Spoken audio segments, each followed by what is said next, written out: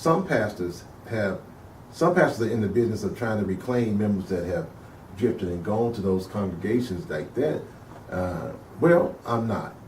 And not because I don't want them. There are more people on the earth now than there have ever been in this world.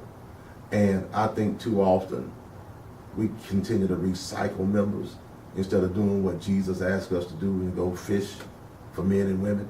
And part of that is because we are theologically lazy. We don't want to fish. We like our fish caught, clean, and fried.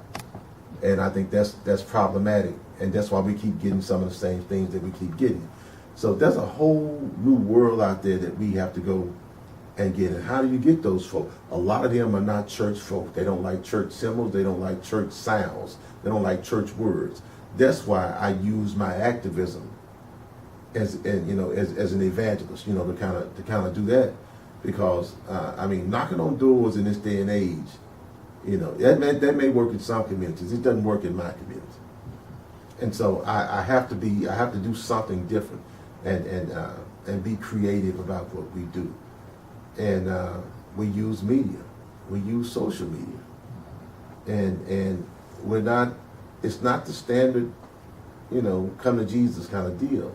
We're telling people who we are and what we do in the community. And hoping and praying that people will say, you know what, that sounds like something that I want to be a part of. And then they'll come over and take a look and take a listen. And you don't actually have to join to be a part of some ministries at East 6th Street. We wanted to get people. It's kind of like a test drive. Come in and join us in this ministry and do this. You don't have to be a member.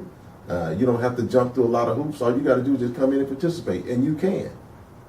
And you can. And I think that's what we have to do in this day and age of the big box churches.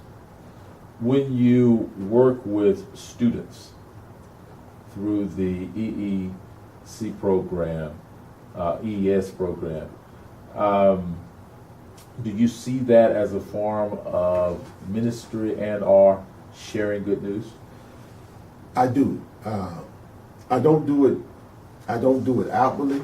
I don't sermonize, but I do, because not only am I teaching subjects, I'm trying to help young men that are in a situation, that have been sentenced to a situation to go home and never come back. I'm trying to give them something else other than this education. I want to give them something to think about. I want to try to add to the foundation that they have, and some of them don't have a foundation at all. And so you can't rehabilitate when there's been no habilitation. And so we find people at different points. Some of them have families, some of them don't. Some of them have been abused, some of them have not.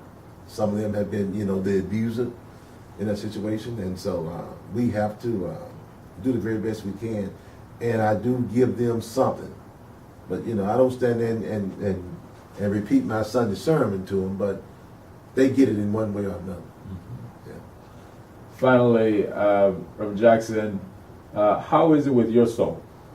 And how do you nourish yourself spiritually to stay passionate about the work you do? And how do you nourish yourself intellectually as well as in staying connected with others who are also fired up and passionate about the work of sharing good news and doing evangelism as you do? Well, I'm a social media fanatic. I do that, but I actually go to our national church events, and so that has allowed me to develop relationships with people all over the United States and all over the world, for that matter. And so I'm involved in our national church on certain levels, and so those people have tentacles in places that I can't be outside of Oklahoma City. That's one thing. But for my soul, I continue to read. I'm reading now, and that's something I picked up in seminary. I hate to waste time. I hate to have my time wasted. So if I'm going to wait, I'm going to have a book that I'm reading. And I just do that. I continue to read, and I don't read all theology. all theological stuff. But I just need to read because sermons come from everywhere, you know. I do that. One point that I'm trying to add now that I have not done, I've taken care of everybody else and I have not taken care of myself well. That's the point that I'm trying to add right now. I'm trying to take care of my health because ultimately I can't be a blessing to anybody else if I don't take care of myself. So I'm trying to add that point to it. And if I can do that with my soul nourished and everything and my family's fine, I'm going to be well. Thank you, brother. God bless you, man. Amen.